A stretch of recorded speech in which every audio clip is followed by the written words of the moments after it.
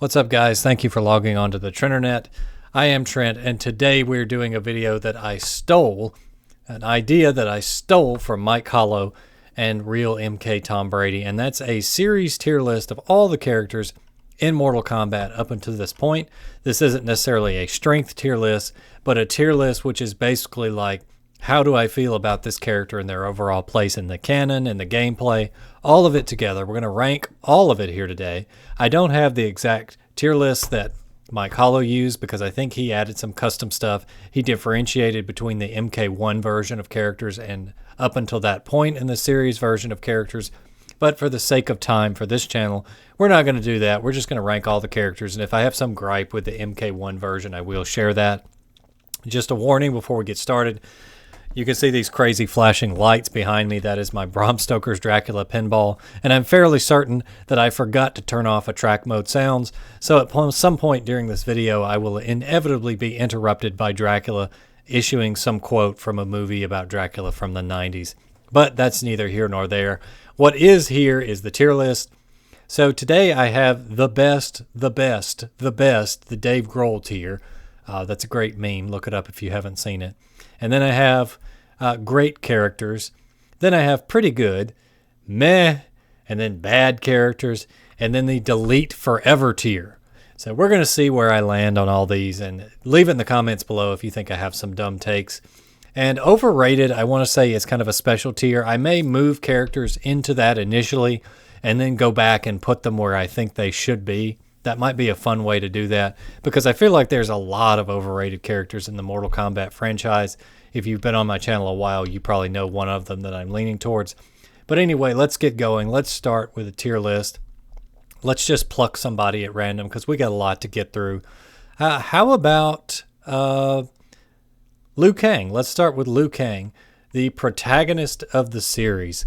So where would I put Liu Kang? I think I would put Liu Kang into great characters, and he isn't really an all-time great character for me because for the first years of the series, Liu Kang was a bit of a Mary Sue that I think kind of held the franchise back. So if you go look at the story of Mortal Kombat 1, 2, 3, and 4, the answer to who won the tournament or who defeated the main villain is pretty much always Liu Kang, every single time. And again, this was the arcade era. The story was not as important of a thing as it is now. But I just think that Liu Kang did kind of hold the series back because Ed Boon and co. would always just say, oh, who won the last tournament? Oh, it was Liu Kang. They didn't put a lot of thought into it. That said, I love the character. I think he's a great character. He's really come into his own more in later years. We went through that weird period from Deadly Alliance to Armageddon where he was dead. And then they kind of made him into almost a background character for MK9 because that game really focused on Raiden and they had to fit the whole cast in there. So Liu Kang was kind of just an angry backseat protagonist for most of the game. And then Raiden ends up frying him, which leads to the whole Revenant arc. And then they kind of redeemed him in the later games. The story in like 11 and MK1 has been very bad. But Liu Kang has been one of the better parts. I feel like they shifted to Raiden and then they kind of shifted back to Liu Kang, and they kind of had this moment of, oh, what are we doing? Liu Kang's supposed to be the protagonist. So they haven't really been able to decide exactly what to do with him. I don't really care for MK1 Fire God Liu Kang to be this all-powerful creating deity. It seems like just too much gets by his watch. I think they need to scale back the power level of the characters as a whole, and doing that with Liu Kang is probably a great way to do it. These are in alphabetical, so I do want to just jump around. Sector, one of the original robots. So I would put Sector above Liu Kang, also in great characters.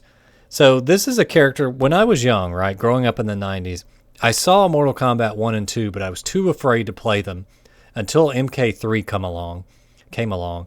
And Sector was the first character that I really gravitated towards because I had never seen, like I said, I had watched the games be played and I had seen other people play them.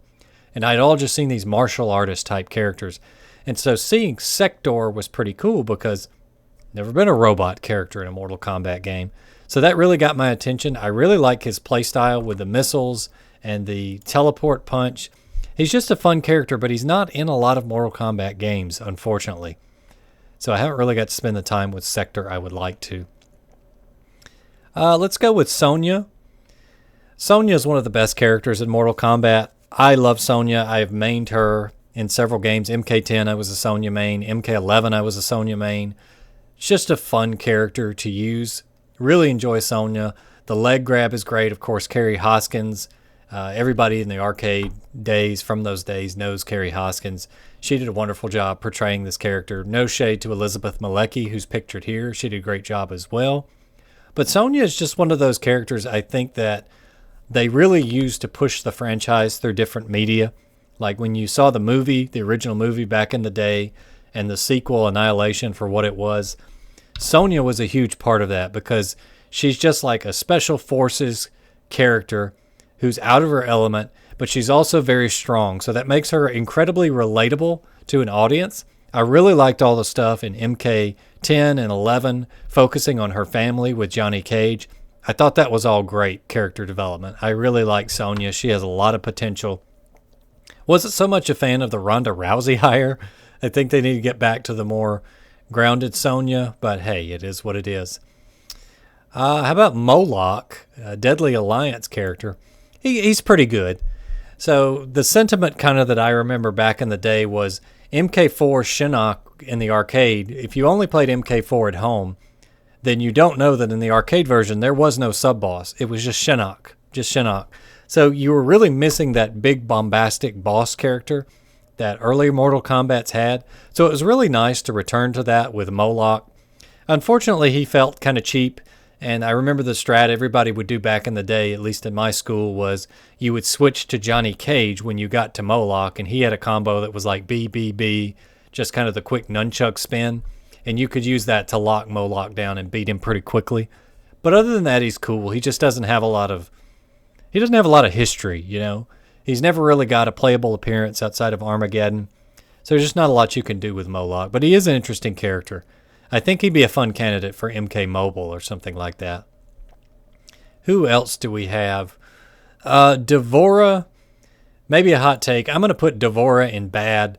I really do not like Devora. She's just kind of one of those characters that the dev team seems to really like, so they push and give her a lot of story relevance for some reason. But I've just never been a fan. She's a creepy bug lady. I just don't like her. And, you put her against Scorpion. Here's this newcomer, comes out of nowhere, a bug lady. She takes out Scorpion in MK11. I just don't get it. It just seems like one of those characters the dev somebody really likes. So they're like, you're going to like this character. You don't have a choice. We're going to make you like this character. Kira. She just caught my eye. I'm going to put Kira at meh. This was kind of an opportunity in MK Deception.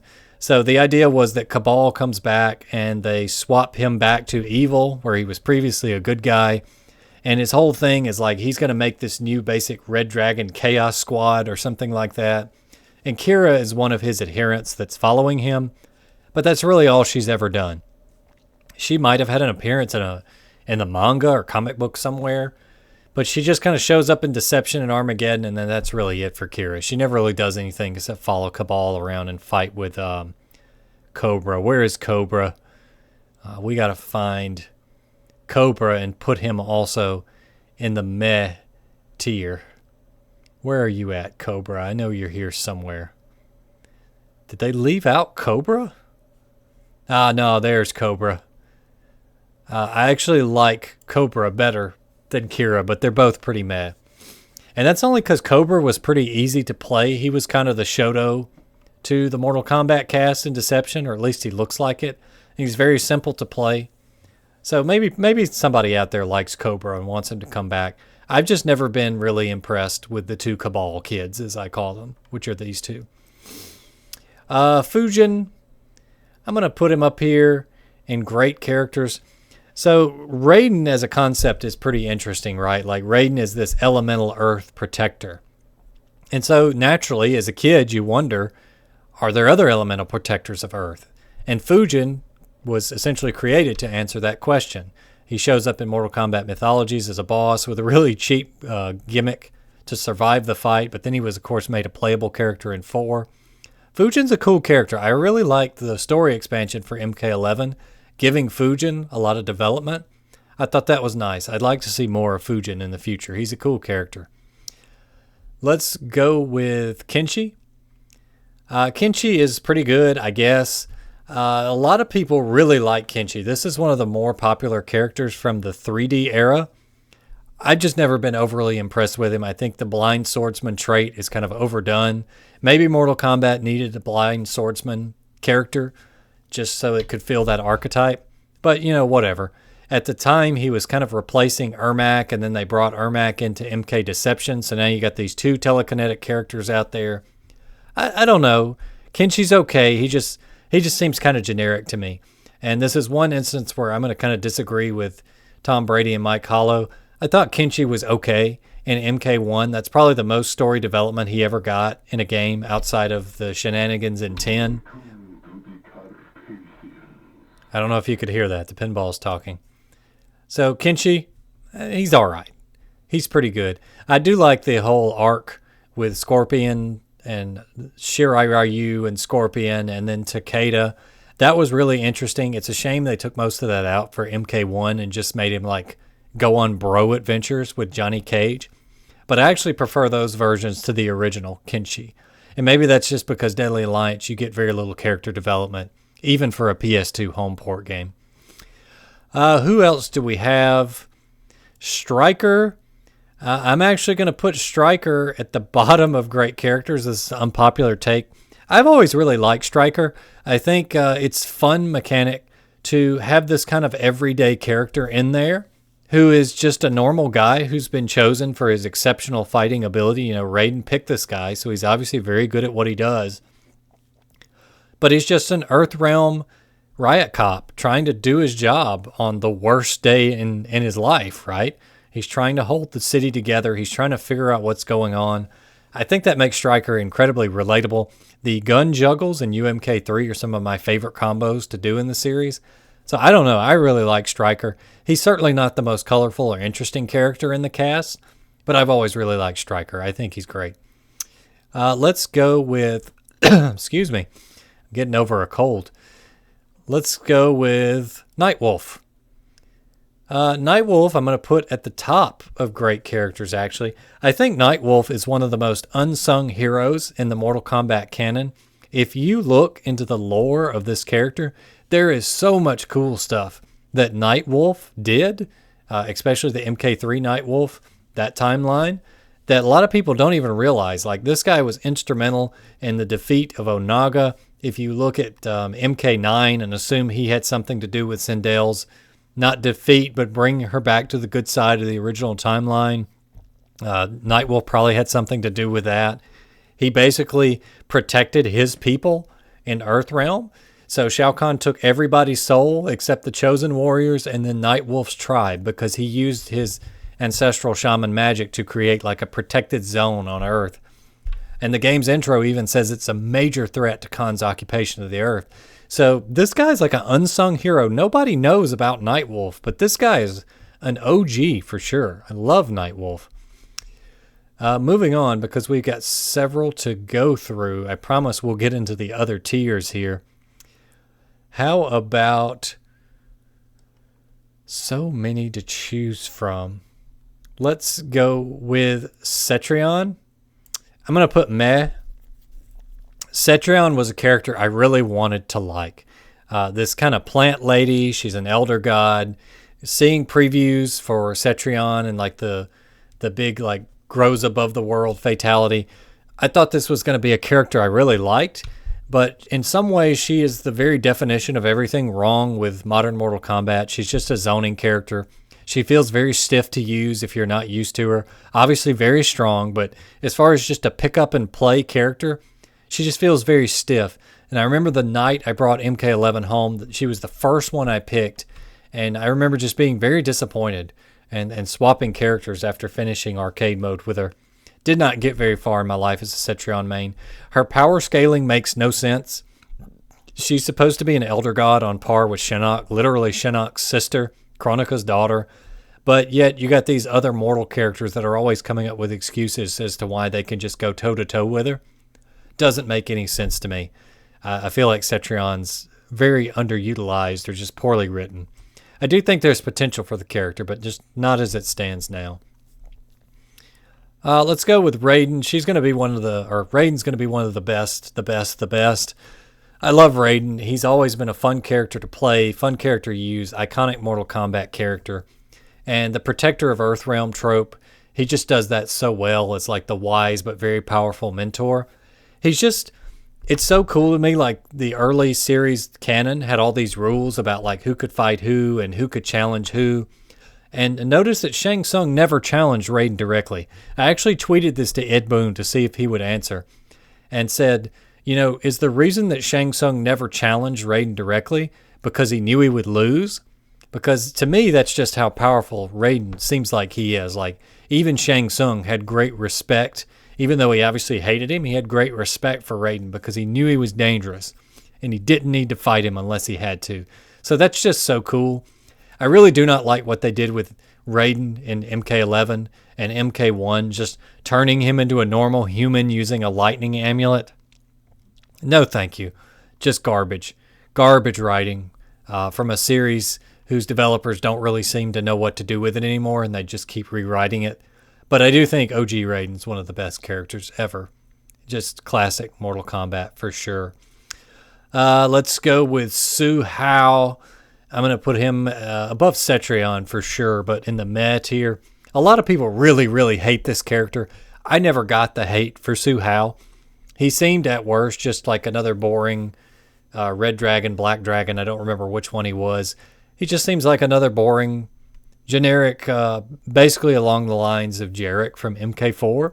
But I never got the hate, right? Like he wasn't that boring. I mean, he's just destroyed by Jax pretty much after one game. So, inconsequential. Doesn't matter.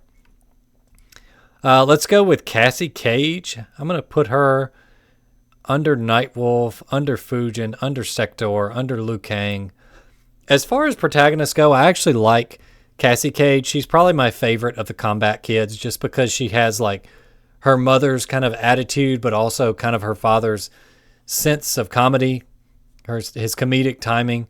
I think she's a fun character, a lot of potential.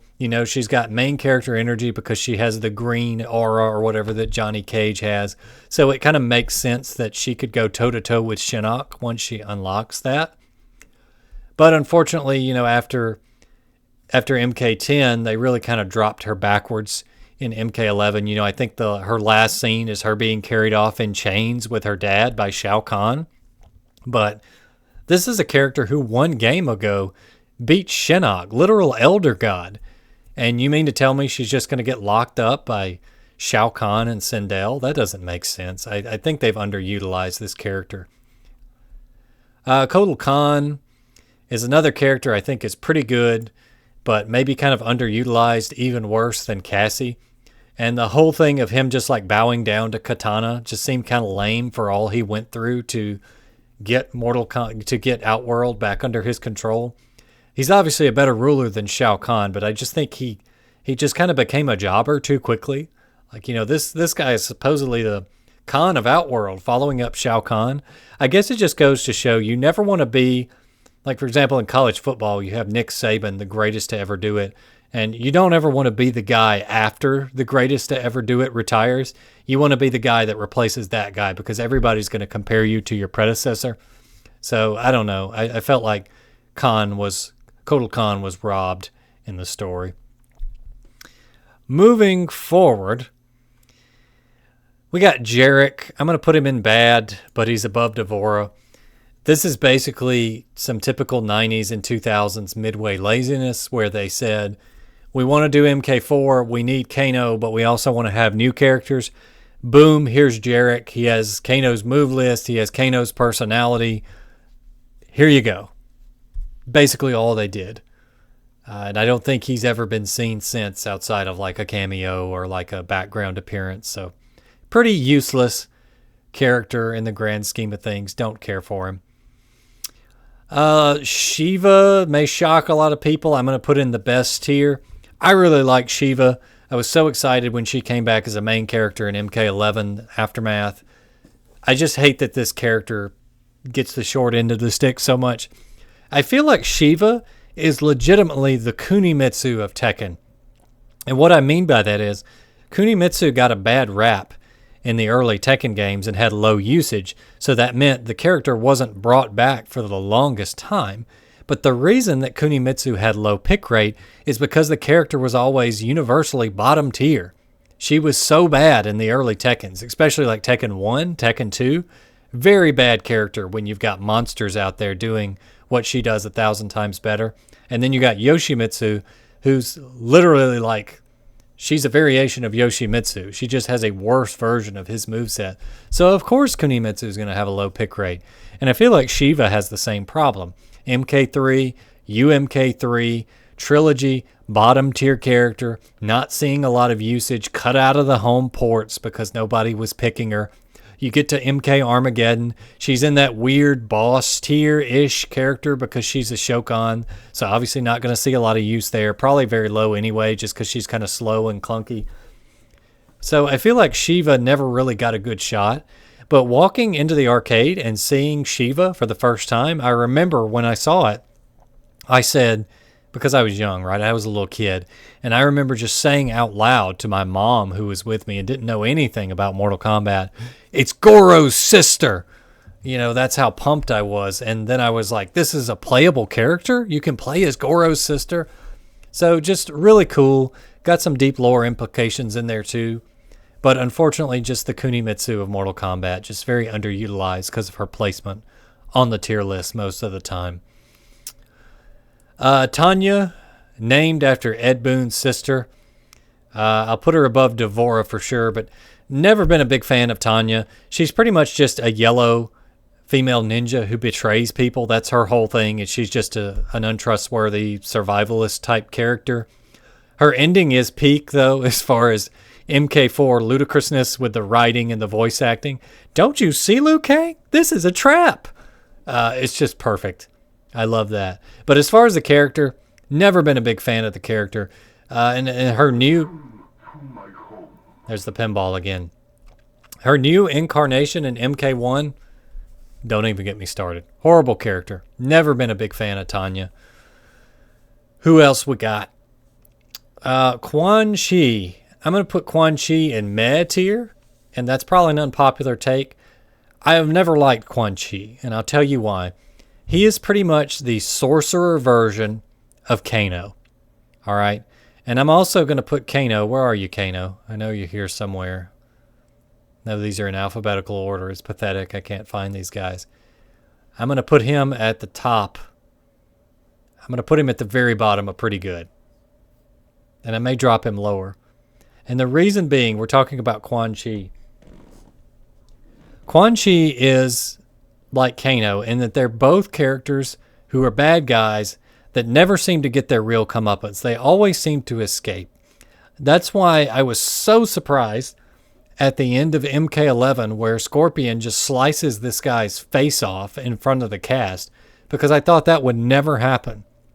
This is always a character that's getting away with it somehow. And he finally got some comeuppance on screen, so that was pretty cool. And then that's why I put Kano in pretty good, because you need at least one character like this. And I feel like Kano fulfilled that role. He's always like that evil rogue that's always managing to escape punishment, never gets really defeated. He's always seems to be just coming back. And that's kind of Kano. So I guess the game really needs that, but it's kind of annoying that these two guys never get what's coming to them, with the exception of Quan Chi and MK. But, you know, MK1 just brings him right back as a playable character. So, is what it is. Controversial take. I've never been a big fan of Kano or Quan Chi, so that's why they are where they are. Let's look at Shinnok. Shinnok's a pretty good character. I know I mained Sonya in MK10. I also played a little Shinnok on the side. Fun character. First time MK ever allowed a boss to be playable. I just wish they had done more with him. If you go watch the Mike Hollow Tom Brady video, he makes that a really good point that in MK4, Shinnok was not threatening at all. It was obvious he was a rushed character. He was just a copycat character like Shang Tsung, but he didn't actually morph into them. He just stole the moves. He wasn't a big, fancy, unplayable boss character, so he was just kind of a guy. But you got MK10 Shinnok and MK Mythology Shinnok. Very impressive character. You know, Raiden couldn't even really defeat him because he would just come back. So he just like disabled him. That's how dangerous this guy is. Really like Shinnok. I just feel like he's been dealt the short end of the story stick, if that makes sense. Let's go with another OG. I'm going to put Sub-Zero up here in the best. I love Sub-Zero. This is before I really got into Smoke as a character as a kid, because, you know, Smoke was kind of hard to play as in MK2, you know, not playable until 20 years later when people started hacking the game. Everybody either wanted to be Scorpion or Sub-Zero, and you had a few weird Liu Kang kids at the schoolyard. I can remember going around the playground arguing with my friends about who got to be Sub-Zero when we played Mortal Kombat on the playground. So this is just an iconic character. He represents Mortal Kombat. His story has been more and more intertwined with the main plot, especially in the NetherRealm era. And I like what they do with the character as a whole. Not so much in MK1, he just felt like kind of an idiot. In MK11, like angry just to be an angry jerk. There wasn't really any reason given as to why he was the way that he was. But overall, really like Sub-Zero. Think he's a great character. That said, you can't talk about Sub-Zero without talking about Scorpion. He's going to be my first pick for the overrated tier.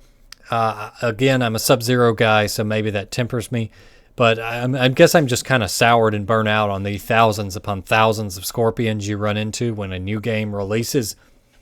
He's a yellow, angry ninja guy that throws a spear. It was iconic at the time. Still is. Get over here. One of the most recognizable lines in gaming. But it's kind of crazy to me that this guy, whose whole thing is pretty much just being an angry, vengeful specter for like 20 plus years, Quan Chi's lackey. And he's just so adored by the fan base. And I get it. A lot of that is the same childhood affection I have for Sub-Zero. But I don't know. I just think Scorpion's a little overrated. I still probably would put him here or here if he wasn't in the overrated category. But, you know, it is what it is. Hot takes are why you came. So I'm going to give you the hot takes. Okay. So we talked about my favorite characters. Let's go to my all-time favorite Mortal Kombat character. This is my guy, Smoke. If I had my choice, I would put him in this tier. The best. If I had to judge the community's opinion about Smoke, he's probably somewhere like here or here. But it's my tier list, so I can put him here. Robot or human Smoke, always been a huge fan of the character. When I was little, all right, and we would go out on the playground and stuff, I remember I would take sand, and I had these like slip-on shoes that I would play outside with that had like the mesh over the top of them. I would put sand in those so that when I stepped really hard, it would make like dust clouds come out so that I could pretend to be Smoke. I've always been fascinated by this character. Once I found out about him, like the timeline of me playing the Mortal Kombats in the arcade is weird. I know I would have known about Sub-Zero first, but just trust me on this.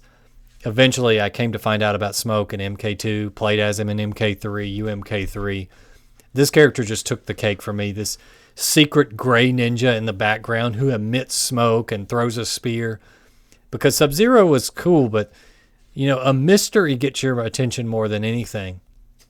And it's like, oh, who is this Smoke guy? Who is he? What is he doing here? Why does he look like the other ninjas? Why does he throw a spear? Is he related to Scorpion? Is he related to Sub-Zero? Who is he? And then his story in the Lin Kuei and trying to escape the cyberization efforts. It's one of the most endearing plot lines the original Mortal Kombat had. And it's kind of funny to me that Cyrax kind of stole that from him. So this character's whole thing in UMK3 is he didn't want to become a robot. He was forced to. And because of it, his soul is trying to escape because he wants to become human again. But then you go over to MK Gold, and Cyrax basically picks up that story beat, and the Special Forces restore him to humanity, while this guy ends up becoming just like Noob Saibot's lackey. It was kind of really strange. You almost think they would have swapped those, but it was what it was, and we'll accept it for what it is. So Smoke, my all-time favorite character. I think the community probably puts him in one of these two, just judging by his lack of appearances. But for me, he's up here. Top tier character for sure. Let's go with Kentaro. What did I do with him? Here he is. Kentaro is a great character. Probably here just because we haven't really got an opportunity to use Kentaro or play with him very much. MK Trilogy, he's fun to mess around with, but of course he's a boss. Rio did a video recently that showed that the bosses, other than like Motaro and Shao Kahn, have no mids or lows. So you can just duck under this guy, and he can't hurt you in like competitive matches, which is kind of funny. But as far as a boss character, he's really cool. I like the mystery factor with him, because back in the day, if you make it to Kentaro in the arcade, you don't know who he is because he's not really mentioned very much. So you just all of a sudden, Goro's gone, and you have this tiger-striped four-armed guy. He's really intimidating. He's really cool. You want to know more. So I've always really liked Kentaro, but he needs more playable appearances. I wish we could play as him more. Let's continue on with Goro. And I think Goro is pretty good. He's definitely got more story relevance than Kentaro. He's a classic character, sub-boss of the original MK. But unfortunately, Goro has just never really been as exciting to me. And he's the one that gets more time to shine because he was the original. I feel like Kentaro is a more interesting character in the story because Goro is like the Shogun Prince. He's royalty. He's an old Outworld Mortal Kombat champion. Just a really cool character, but he's kind of cliche. Whereas Kentaro is like a lower class of Shogun who fought his way into Shao Kahn's services. So I think that's an interesting story beat. They could do more with that, but they don't.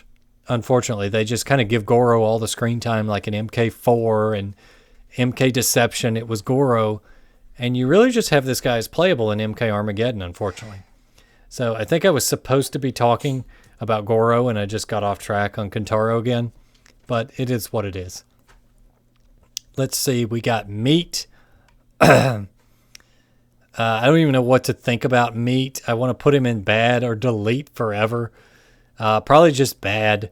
This was a like hidden character, not a character, that you unlock by using the hidden mode and beating all the opponents in MK4. And then the next character you play as turns into this guy. They later made him canon and said that he was like a creation of Shang Tsung. But so what? Shang Tsung's had 1,000 creations throughout the years that they've messed around with and never done anything with. Melina is a Shang Tsung creation. You're going to have to do something impressive with this character if you want him to impress me. It's like Shania Twain, that don't impress me much, .mp3.exe. How about Shujinko? Shujinko is a pretty good character. I don't really have any problems with Shujinko, other than the fact his name literally means protagonist, because in the typical Midway fashion, they just went and got a Japanese dictionary and looked up a word for something and threw it in there with no context or any support. Shujinko, I wish his design was a little bit... There's the pinball again. I wish he was just a little bit less generic. Because he's a character that can absorb fighting styles from everyone. Maybe they should have made it like as he got more fighting styles and got older, he took on more flair and more personality. But unfortunately, he's just this old man that goes around in these kind of dull tan robes the whole game, and he never really gets more exciting, unfortunately. So I wish he could have. And because of the way Armageddon's story kind of swings in out of left field and just, I don't want to say ignores, but ruins a lot of what Deception was doing, he never really gets his chance to shine as far as what happens to him after Conquest. So kind of a shame. Who else we got? Cyrax. This is another character that I think is really great. I like him a little bit better than Sector. And that's just because the whole bomb and net dynamic is so fun. It's a shame that in a fast-paced game, you don't really have time to be setting up these bomb traps. You have to be a really skillful player to make that work at high level. So you don't see Cyrax as much as you could. I do think his story with recovering his soul and working for the Special Forces is okay. I just wish it could have been Smoke's story because I want my character to have a better backstory. But Cyrax is, of all the robots, it seems like Cyrax is one of the ones that they really like and they try to do a lot of stuff with. I realize now that I didn't speak on the female Sectoran Cyrax from Chaos Reigns. That's because Chaos Reigns is garbage.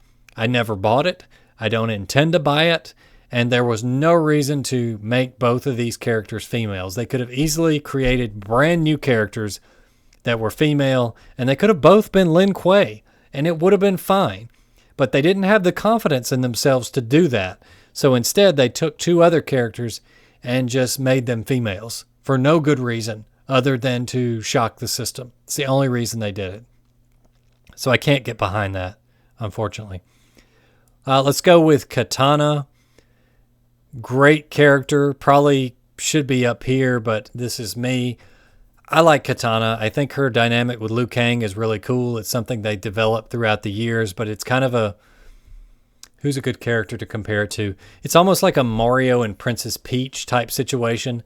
You know, Nintendo and NetherRealm will beat around the bush with it for years, but they will never really commit to it, because once you commit to it, there's certain things you have to commit to in the story, and I don't think they're at the level of writing where they could do that.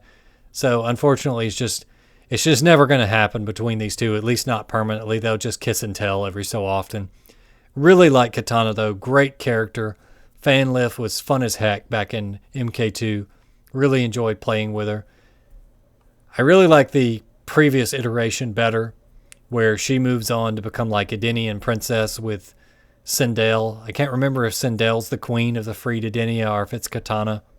But fun characters. Really enjoy them. Let's pick up her sister.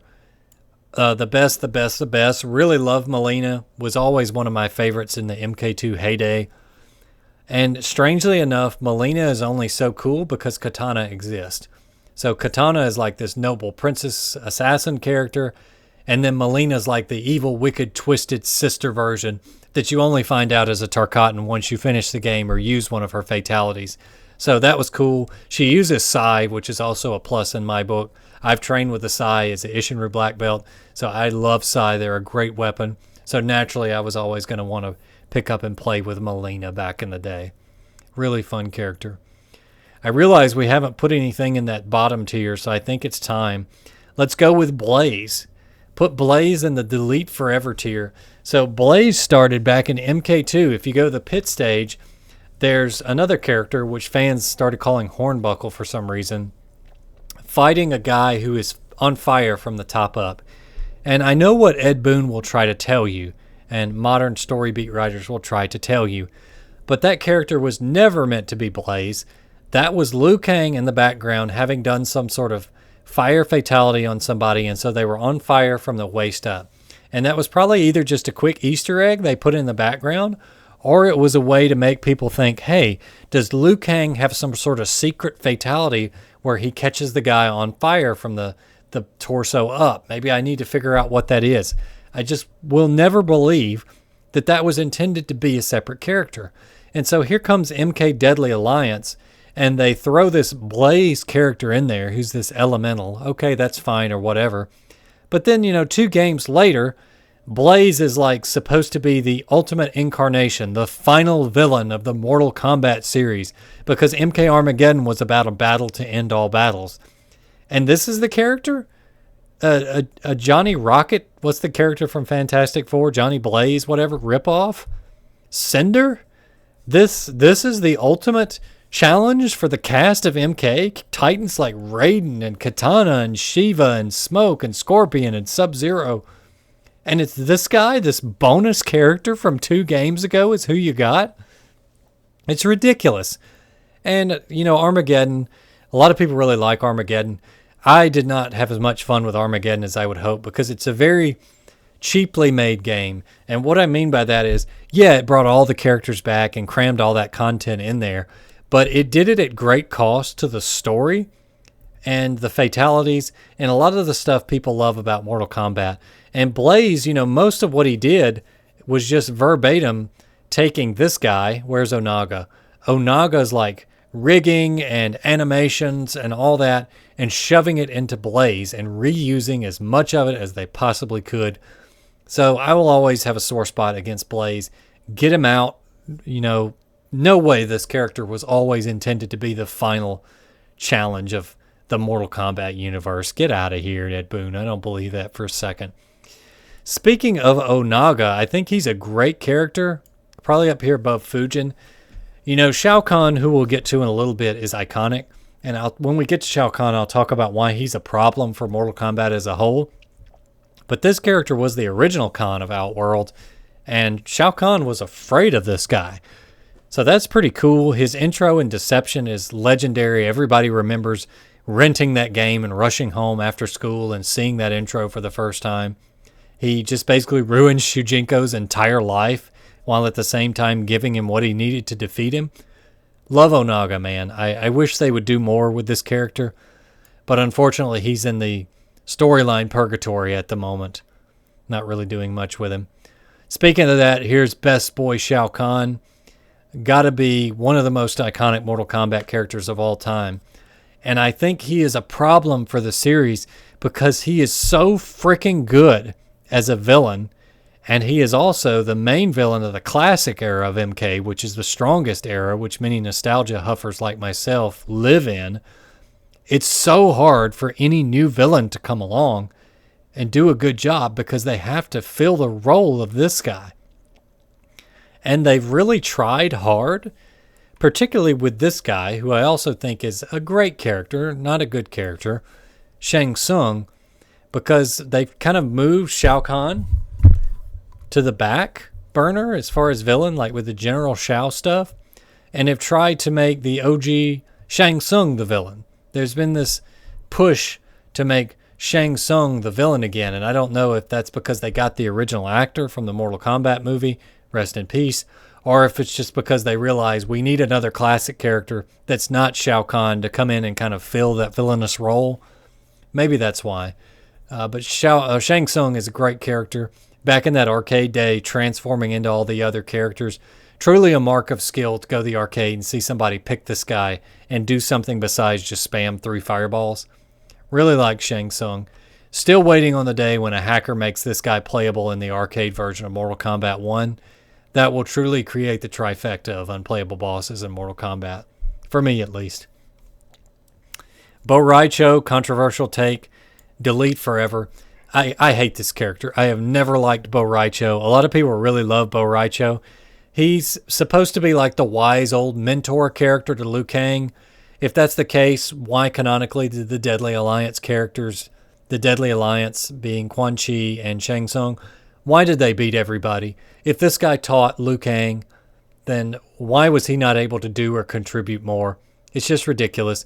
He's just a fat, old, drunken guy who burps and farts and pukes on people. I've never been a fan of that in fighting games. Maybe I'm just too highbrow, but never been a big fan of it. Get Bo Raicho out. Just do not like the character. Sorry, guys. I don't like him. Nitara, she's pretty good. Other than the Megan Fox version, which is atrocious and doesn't really do anything.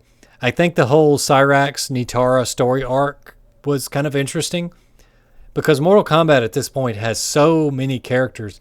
This is really something they have to do at this point, right? You have to have characters who are in an arc with other characters amongst themselves that is kind of like tangentially related to what the main plot is. And so they were kind of developing that with Cyrax and Nitara in Deadly Alliance. And then they just kind of drop her for Deception, bring her back for the home port on the PSP, and then for Armageddon.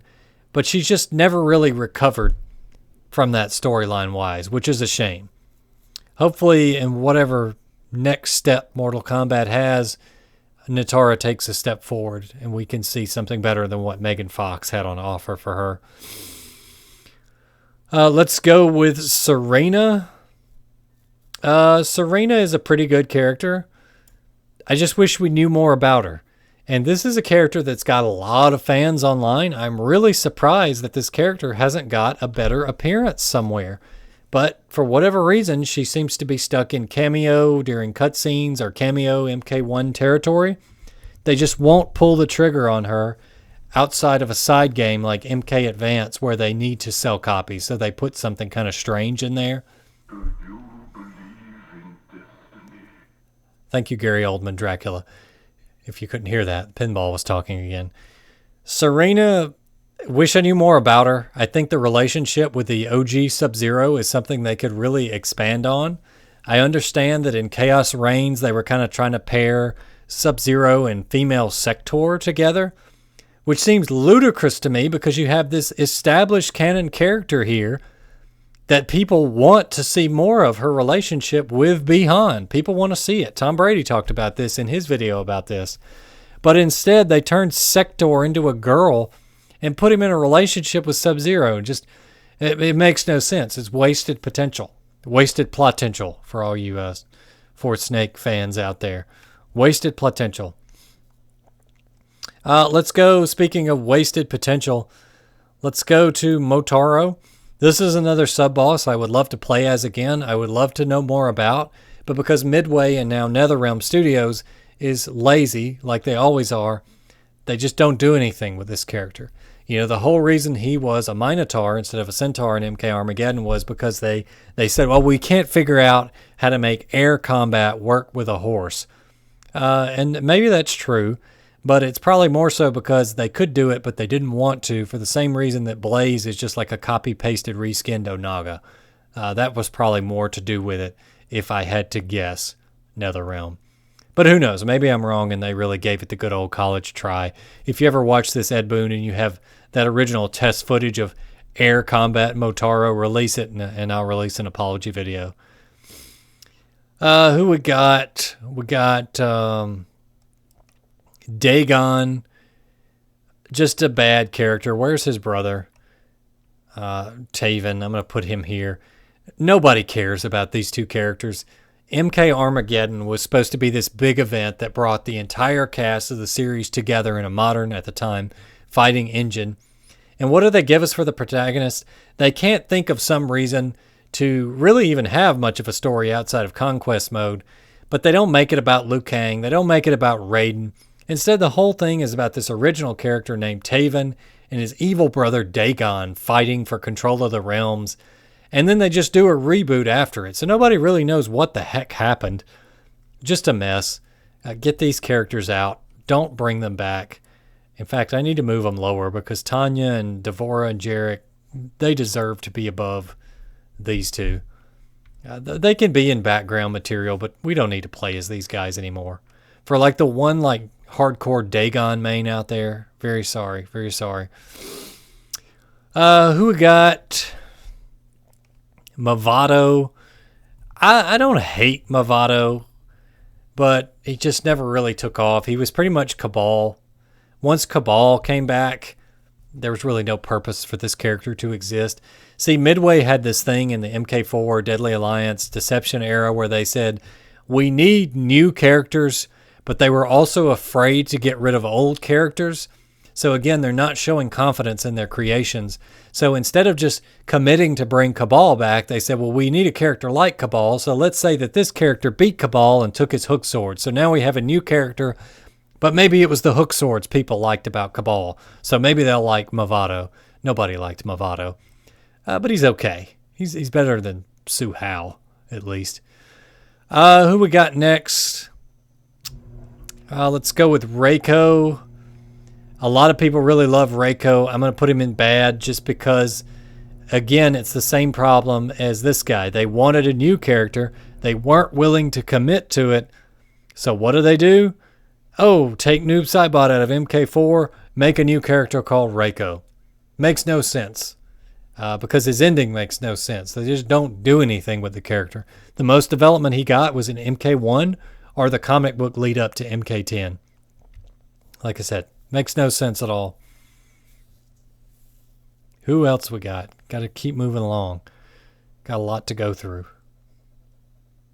I feel like at this point we might as well start just going in order down here to save time because there's really so many characters to get through. So Ajra, at least MK Deception, Ajra is a pretty good character. I think I actually like the new version of Ajra even better because they're essentially the same character. It's just they gave her like a more demonic face to fit her storyline of like seeking purification or whatever. Definitely one of the better characters to come out of the 3D era.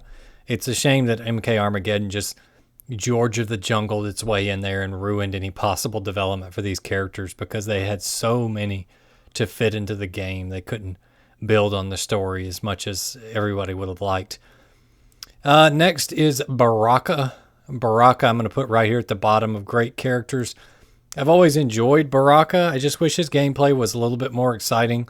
Ultimately, he's always like Scary Blade Arm Man. Those were painted on fingernails that they spray painted in his picture here, by the way. Rich DeVizio did a good job as this character. The interesting, like, on again, off again romance he has with Melina. It's a shame they never took that further, given that she's like mostly Tarkatan. I think they could have done some more interesting story beats with that, but unfortunately just never went anywhere. And Baraka is kind of just like a eternal henchman character. He's always losing. I did think that MK1, one of the few things it did was give some agency, maybe some characters that didn't really have it before. And so Baraka and Reptile in particular being part of like the main cast, that was pretty cool. I liked it. Tarkat disease is kind of a dumb concept, but I don't know, elevating Baraka and Reptile to mainstay regulars was pretty cool. This is Male Chameleon. I'm going to put this guy, where am I going to put this guy? Where do I want this guy? I'm going to just say meh. Maybe a little bit above Quan Chi. To me, this is a character, he was kind of a PlayStation exclusive, and then he showed up later in MK Armageddon just as kind of an afterthought thing. I mean, he's just all the ninjas cycling at random. That's really his whole thing. I think he was actually supposed to appear in UMK3 on the Genesis, the home ports, but they never really finished him. I don't know, just not a lot to say about these characters. He's never really been in too much. But he's just kind of meh to me. I know some people think he's cool. I believe this is Cyber Sub-Zero. Cyber Sub-Zero is kind of meh. He's basically just like MK9 wanted to take the storyline and tell the same story but make a few odd changes to it. And they basically just said, oh, what if Sub-Zero becomes a robot this time instead of Smoke?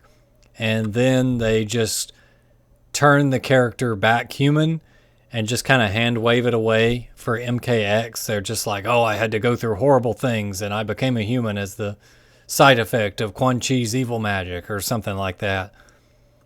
They just, in typical Midway fashion, didn't have the guts to follow through with it. So it ends up in just kind of a forgettable, if not shocking, but forgettable character. We got Dairu here. I'm going to say meh. Maybe put him at the bottom of meh.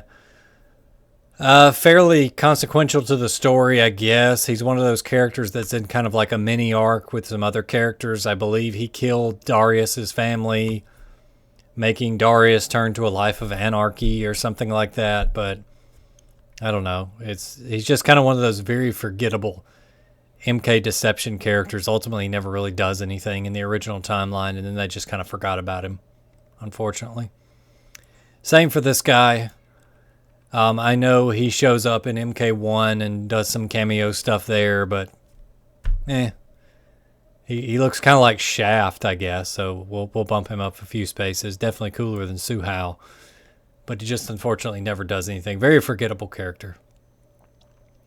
Draman, I actually really like. I like Draman. It's just a shame they never did much with him. You know, he was in Deadly Alliance, came back for Armageddon, but he doesn't do anything.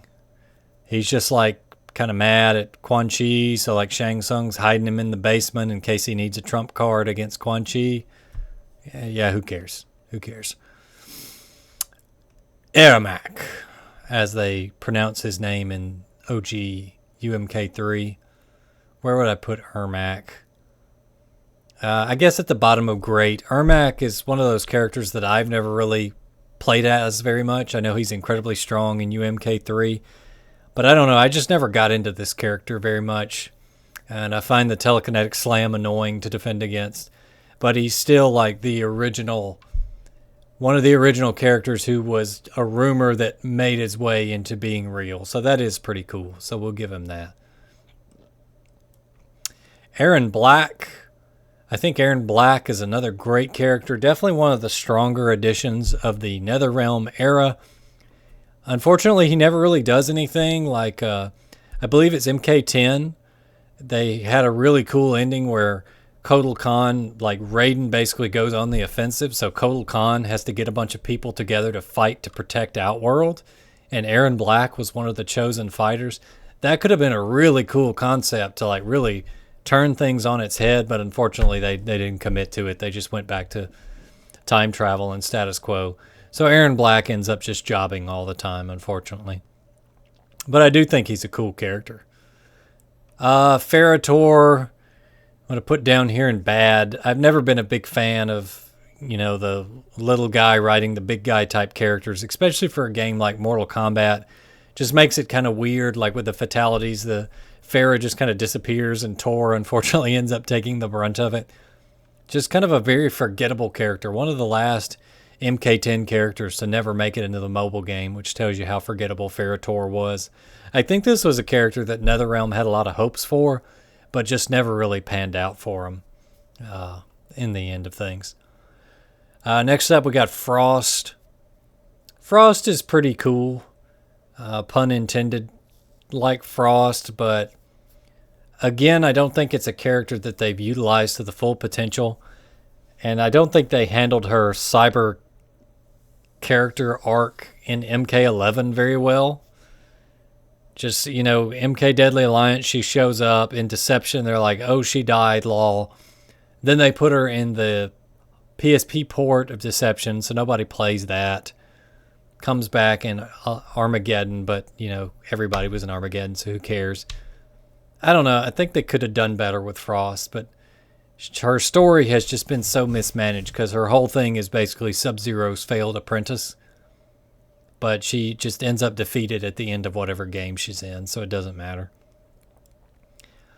Garrus, let's put Garrus here. I like Garrus okay, but he's still really meh, considering he's another trope I don't like, which is like this, he always regenerates, he's always unkillable, he's always omnipotent, but because he's not like a main story beat character and they can't let him be overpowered, he never does anything with it, right?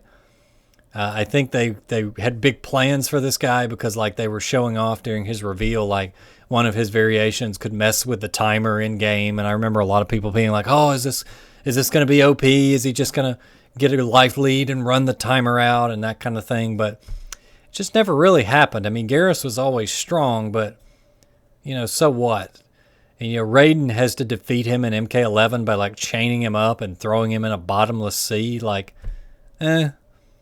I just don't. It's kind of the same feeling I have with Kano and Quan Chi. I'm never a big fan of the character that just always seems to get off scot-free no matter what because of just either sheer luck or who they are or because they're an infinitely regenerating creation of Kronika. So, it is what it is. Havoc is another character I'm going to throw in overrated.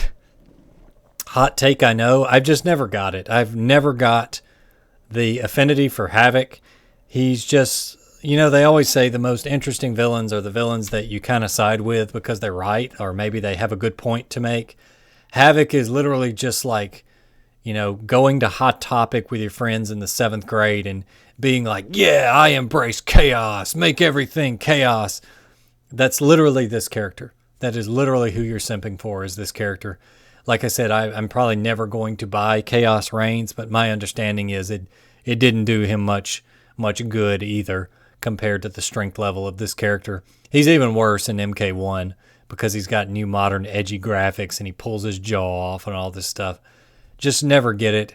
I think the MK community would probably put him somewhere around here or here. Again, I think he's overrated.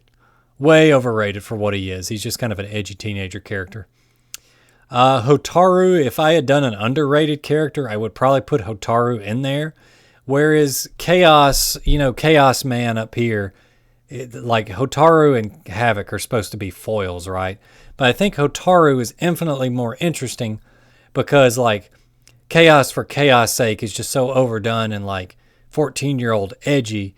But a guy who follows order to its ultimate extreme, it's kind of underdone and it's kind of interesting.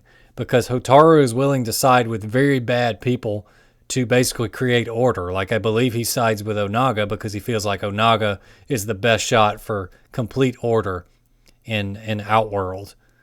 So where would I put Hotaru? Maybe at the top, of pretty good. The problem with Hotaru is like he has like no potential because they never did anything with it and he never came back except in Armageddon. And again, Armageddon, everybody was back, so who cares? Jackie Briggs, one of the Kombat kids. Very definition of meh. Pretty much all she does is just like disappoint her dad and make goo-goo eyes at Takeda for the whole game, which that's fine. You know, a little romance. Smoochy is fine, but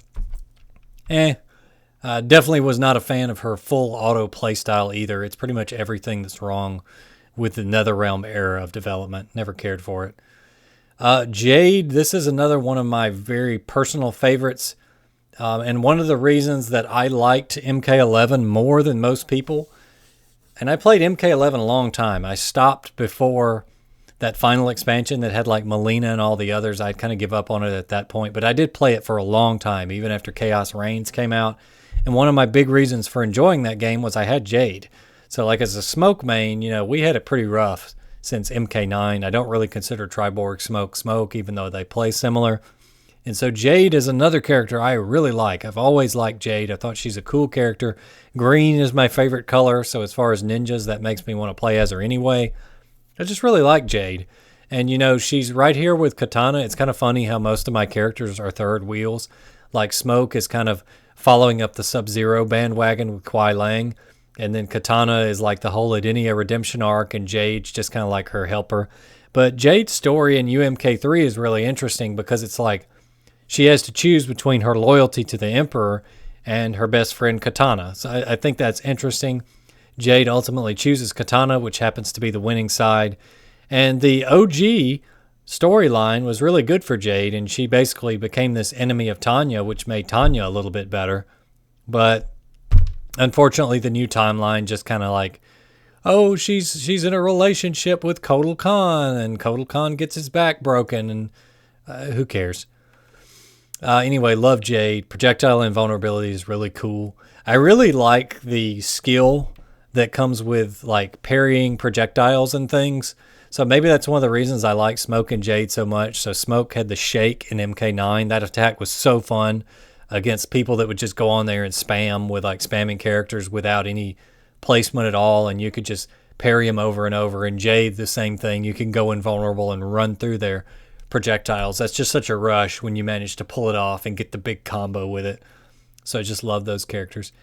Jax, I'm going to put, where do I put Jax? Maybe up here in pretty good somewhere. Excuse me. I think Jax is a lot of fun to play as. Any characters that have like air throws or grab you out of the air throws are really fun. Again, I like Smoke. And so Backbreaker is just so fun. You know, the moment they leave the ground, you press that block. Gotcha! So satisfying. Love playing as Jax. Ground Pound, Air Wave, all just iconic moves. When I was a kid and I thought MK Annihilation was a good movie, I really liked watching him fight Motaro. So yeah, I'll put Jax up here in pretty good. Johnny Cage, I'll put at the very top of great characters. He's really trying to push into this tier. I think for most people, he would be up there. But the thing with Johnny Cage is I really don't think he came into his best until the NetherRealm era, to be honest. So he was pretty much just a moron who happened to be very skilled in the original trilogy, kind of hollow, kind of, you know, superficial character. But because of the better storytelling in MK9 and 10, he really came into his own as like a mentor figure for the team while still maintaining that great sense of humor that made him so likable in the first place. So I really like that about Johnny Cage. I think that it's one of the few things story-wise NetherRealm has done really good at is turning Johnny Cage like into a character with actual growth, because those are always the best characters. Like I've always been a big fan of Vegeta in Dragon Ball Z because he has the biggest arc as far as development and growth and change. And Johnny Cage is another good example of a character like that. Cabal, I'm going to say he's pretty good. Definitely better than Movado. We'll put him Definitely above Kano. Definitely like him better than Jax, Serena. So we'll put him in pretty good. The thing about Cabal I don't like is his heel turn. So in MK3, they introduce him as like a reformed Black Dragon member. And then he comes back in MK Deception, and they just decide, oh, he's a Chaos Boy now. He's been hanging out with Havoc too long. So now he's a Chaos Boy, and he's got Kira and Cobra, and now they're bad guys. Like what? Like what? I don't like all the just like alignment roulette that Midway and NetherRealm does with characters sometimes. Sindel, who we'll get to later, is another good example of a character they ruined from the original trilogy. Not trilogy, original series. Kai. Let's put Kai at the very bottom of meh. I actually like the concept of a character because part of the goal with MK4 was they wanted new characters, and they were actually setting up like successor characters. So you had like Fujin coming in and taking over for Raiden when Raiden became an Elder God. Kai, in my opinion, was probably an attempt to kind of do that with like Liu Kang and Kung Lao. And, you know, there's part of me that feels like MK4, Liu Kang's ending, where Katana asked him to come to Outworld. Like, what if he had accepted and gone with Katana, and then you patch the torch to Kai? But instead, Kai's ending is just kind of like, oh, I guess I'll wander around the earth. And Raiden's like, yo, bro, take my staff. And then we never hear from the guy again. So, like, what's the point? He did have some cool mechanics. Like, he had a stance. Like, he had a handstand stance, which was really rare and cool for classic Mortal Kombat. Such a wasted potential character that just sticks down here in meh because they never did anything with him, which is really unfortunate. Female Chameleon. I'm a sucker for a good ship in canon, so I'm going to put her at pretty good, maybe somewhere in here. The problem with Chameleon is she's got very few appearances in games that can actually do anything with her story-wise. And so her relationship to Reptile is just never really explored. Like, it's hinted at in endings and things, but they never do anything with it, which is a shame. I also think Grey Ninjas are cool, a la Smoke. So, unfortunately, nothing with Chameleon. Collector, this is a character I'm going to say is pretty bad. Just kind of a jobber that's like, basically, does anybody else think capitalism bad? Type character that they came up with for Mortal Kombat 11, just like Shao Kahn's tax collector, essentially. He looks kind of like a Goro Shokan type character, but he's skinnier and creepier, like maybe more like a bug. I don't know. Just never got into Collector. I know a lot of people like Collector. I've never really cared for Collector. Kung Jin, probably the least interesting of the combat kids. I'll just put him in meh tier. He doesn't really do anything. He just shows up in the story, fights with a bow staff. Fun fact, one of the most hateful messages I ever got on PSN was playing against a Kung Jin player using the Bojutsu variation.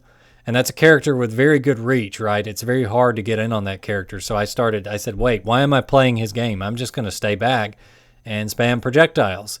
And boom, instantly won the set. This guy sent me so many hate messages over that. And so that's the thing I associate with Kung Jin more than anything. But other than that, he uses a physical bow and arrow in a fighting game. I get Nightwolf kind of does it, but his is like a spectral that he just summons. This guy's bringing an actual bow staff that functions as an umbrella to a fight. And then he just kind of disappears after MK10X. So who cares? Kung Lao is a great character. Probably somewhere up in here for me. Definitely below Liu Kang. Kind of ironic. I don't know how I feel about kind of the NetherRealm Studios era characterization of him as somebody that's eternally jealous, like to a fault, of Liu Kang. Because originally it just seemed like they were just straight up partners in crime, proverbially speaking. And then NetherRealm was like, oh, Kung Lao's not interesting enough. We need to make him jealous of Liu Kang. And so that just kind of became his whole character arc. And I think he deserves better. Li Mei. Where will I put Li Mei? Li Mei is a very tragic character, Her whole arc is basically her being tricked by the Deadly Alliance, and then she's rescued by Bo Raicho, but she's corrupted by the Dragon King's influence, so she just kind of becomes Tanya again. And to me, it just felt like one of those bait and switch endings. I'm really not a fan of her new iteration. The new one is terrible, like most of the MK1 characters, but just because I actually liked Deadly Alliance Li Mei, we'll put her here. Her story is very tragic, and I think you can do tragic stories in a fighting game, but it's harder. It's harder because, like, when you beat the arcade mode with a character, you expect an ending as your reward, and when that ending is very depressing, it kind of dampers the experience a little bit. And, you know, that maybe newer players don't feel that way because I come from the arcade era. If you manage to beat the game in the arcade, you're expecting my character won the tournament and this is what happened because of it. And a lot of the times, the evil characters like Kano would have those kind of endings where, like, they save the world by being evil by accident. But you just expect to be rewarded for your efforts. And so every time Li Mei's in a game, she's either getting screwed over or she's doing a heel turn at the end, right? So it's kind of hard to like this character. I don't know what her MK1 ending is. I'm not going to play MK1 any more than I have to. Maybe I'll go look it up on YouTube after this and see what her latter ending is. Mocap. Get this guy out of here. Nobody cares about Mocap. If you're going to put a super secret final unlockable in the game, please don't make it the joke character of all joke characters. I don't need that. Noob Saibot is up here in the best of everything. Man, oh man, that first time I finished the game with, I think it was Noob Smoke, is where this is revealed that he is the older Sub-Zero. That blew my mind. And I don't know if they planned that all the way back in MK2, probably not, but looking back at him like having Sub-Zero's like idle stance, and then in MK4 he had Sub-Zero's fatalities, this was super cool because it felt like they had been leading you along all this time with a breadcrumb trail, and then they finally showed it. They finally revealed it. That was so cool. I love that. Rain is another character I'm going to put in great characters. This guy's introduction in the arcade mode was such a huge mystery. I remember it back in the day, people seeing Rain, wondering how do you fight him, how do you play as him, because remember there was no internet back then, so you just saw this character and all you had was word of mouth and people telling you that there's this secret character named Rain and you can play as him. There's a combat code that says Rain can be found in the graveyard. He just brings to mind the classic secret-heavy era of Mortal Kombat. So this is a character that very much reminds me of that. And he's fun to play, too. The roundhouse and the lightning are all fun techniques. Incredibly broken, but all very, very fun. Reptile, I think, is one of the best as well. The OG secret character, you could only fight him, but it was so cool when you saw somebody do it or you were able to pull it off or you heard whispers about it. And then he's green. So, you know, I like green. So naturally, I'm going to want to pick a green character. I just wish that his moveset were a little stronger in MK2. You can make him work if you know what you're doing, but very difficult to use in MK2. And MK3, very strong character, but you need to have good execution to do his moves. So just a fun character. I wasn't really a fan of the 3D era incarnation where they turned him back into a lizard. In MK4, he was like this weird scaly lizard man, and then the Dragon King ends up possessing his body, so he has to go MIA a while. Was never really just a big fan of that.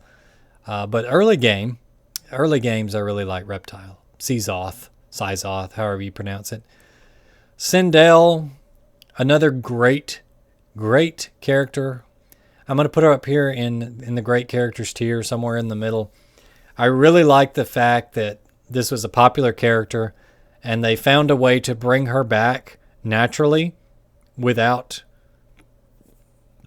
too much, too much nonsense. Like, you know, Cabal, his whole heel turn just felt kind of like, oh, we need to do something different. So now Cabal's evil again. Whereas Sindel, they kind of set this up. So like if you go back and read the UMK3 Attract Mode stories and everything, Kitana is trying to reach Sindel and separate her from Shao Kahn so she can explain to her, like, this is who you really were. Don't fall for this. And she does. And so Sindel becomes a good character and is playable in the later games. And that's really cool. They did a good job at that. I don't know why NetherRealm decided, hey, let's make it so that she was evil all along and she was just trying to lead people along because she wanted to pick the winning side. That's such a NetherRealm Studios era cop-out. Probably just because they wanted to have Shao Kahn and Sindel prance around together in the DLC. Absolutely dreadful. I hate it. Change it back. OG Sindel had the best storyline. Scarlet is another character.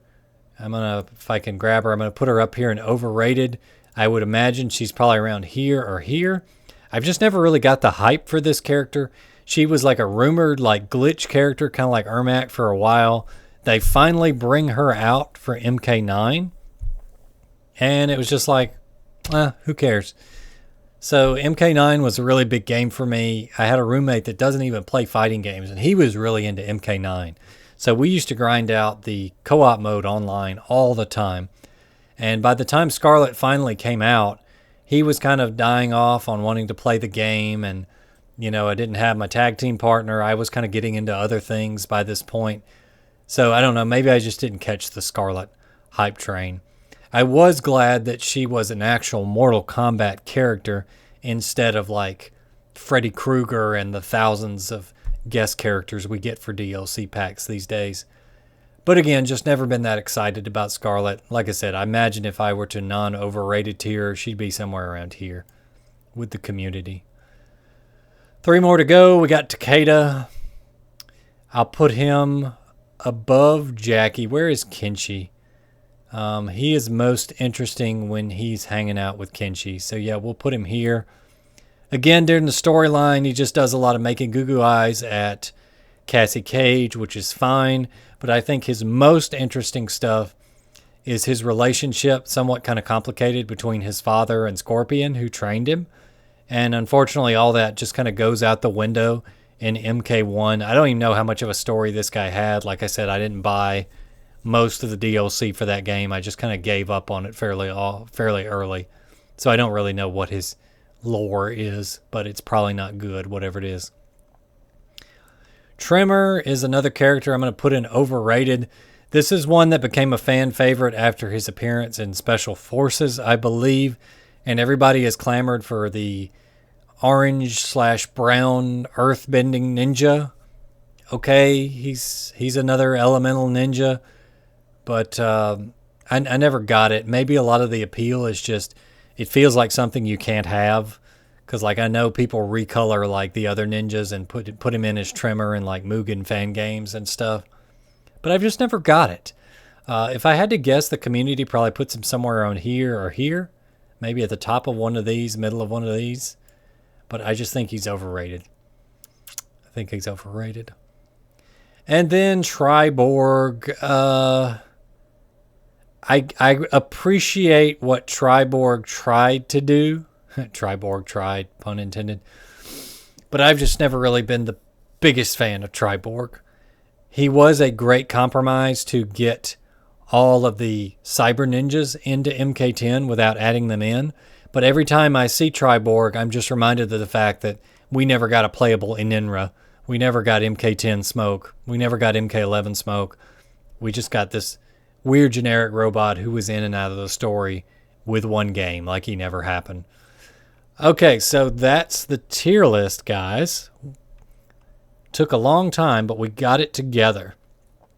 If I had to go take these guys out of overrated tier and put them into one of these, obviously you have to put Scorpion at the top of great or at the bottom of the best. I'll put him at great just to stand by what I said earlier. I think Havoc is a pretty good character. He's just overrated because I think he's just kind of like teenage angst chaos level. Scarlet is just a blood ninja. It's a little bit too on the nose considering Mortal Kombat's all about blood. We'll put him at the bottom of great character. At least she's fun in MK Mobile. And then Tremor, I can kind of get behind another ninja easier than I can some of the others. So, you know, maybe he's down here with Scarlet and Rain and some of these characters that, you know, just sound fun on paper, but they just kind of showed up only recently. I mean, Tremor was an assist in MK1, right? He wasn't playable. So really, we've only seen this guy be truly playable in like MKX DLC. So that's what I would do if I had to rank those guys outside of overrated. Let me zoom out so you can kind of see where everything fell. So probably some hot takes that are going to get me flamed in the comments, but hey, that's part of it. It's my tier list, not yours. Let me know what you guys think in the comments. Who are your best all-time characters? Who are the weakest characters? Who would you delete forever? Thanks for sticking around and watching. Shoutouts to Mike Hollow and Tom Brady for this idea. It was a lot of fun to do. We'll catch you next time on the Trendernet. Take care, guys.